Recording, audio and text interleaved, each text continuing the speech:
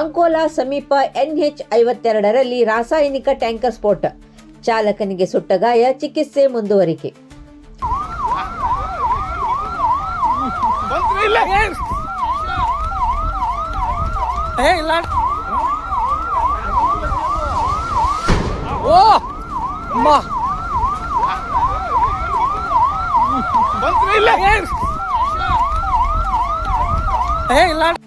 ಉತ್ತರ ಕನ್ನಡ ಜಿಲ್ಲೆಯ ಅಂಕೋಲಾ ತಾಲೂಕಿನ ಕಂಚಿನಬಾಗಿಲು ಸಮೀಪ ರಾಷ್ಟ್ರೀಯ ಹೆದ್ದಾರಿ 52ರಲ್ಲಿ ರಾಸಾಯನಿಕ ದ್ರವ ಸಾಗಿಸುತ್ತಿದ್ದ ಟ್ಯಾಂಕರ್ ಸ್ಫೋಟಗೊಂಡು ಬೆಂಕಿಗಾಹುತಿಯಾದ ಘಟನೆ ಭಾರೀ ಆತಂಕಕ್ಕೆ ಕಾರಣವಾಗಿದೆ.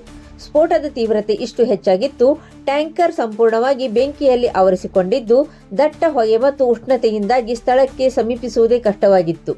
ಘಟನೆ ಸಂಭವಿಸಿದ ವೇಳೆ ಸುತ್ತಮುತ್ತ ಇದ್ದ ಜನರು ಭಾರೀ ಸದ್ದು ಕೇಳಿ ಬೆಚ್ಚಿಬಿದ್ದು ಭಯದಿಂದ ಓಡಿ ಹೋಗಿದ್ದ ಘಟನೆ ವರದಿಯಾಗಿದೆ. ಇದೇ ವೇಳೆ ಬೆಂಕಿ ನಂದಿಸಲು ಆಗಮಿಸುತ್ತಿದ್ದ ಅಗ್ನಿಶಾಮಕ ದಳದ ವಾಹನ ಸ್ಥಳದತ್ತ ಬರುತ್ತಿರುವಾಗಲೇ ಸ್ಫೋಟ ಸಂಭವಿಸಿದ್ದು ಪರಿಸ್ಥಿತಿ ಮತ್ತಷ್ಟು ಗಂಭೀರಗೊಂಡಿತು. ಆದಾಗ್ಯೂ ಅಗ್ನಿಶಾಮಕ ಸಿಬ್ಬಂದಿ ಧೈರ್ಯದಿಂದ ಕಾರ್ಯಾಚರಣೆ ಮುಂದುವರೆಸಿ ಬೆಂಕಿ ನಿಯಂತ್ರಣಕ್ಕೆ ಪ್ರಯತ್ನಿಸುತ್ತಿದ್ದಾರೆ.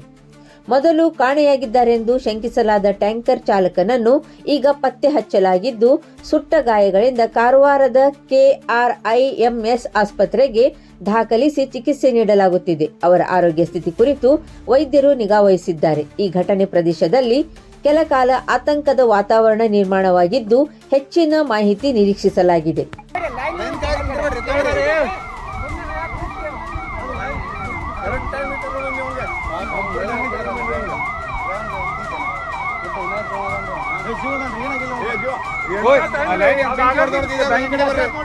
ಲೈನ್ ಆಲ್ರೆಡಿ ಹೋಗಿರ್ತೈತೆ ತಗೊಳ್ರಿ.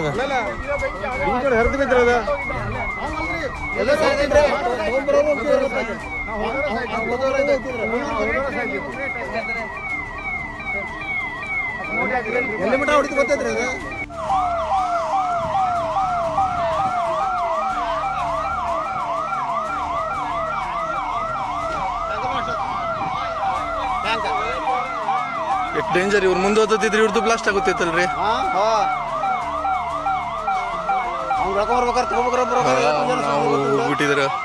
ನಾವು ಹೋಗ್ಬಿಟ್ಟಿದ್ರು.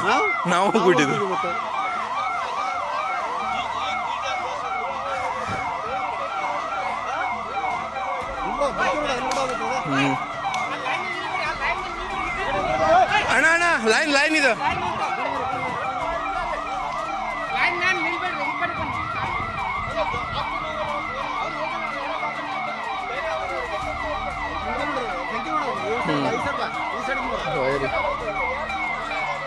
ಆ ಸೈಡ್ ಹೋಯ್ತದ ಹಂಗೆ ಹೊಡ್ಕೊಂಡು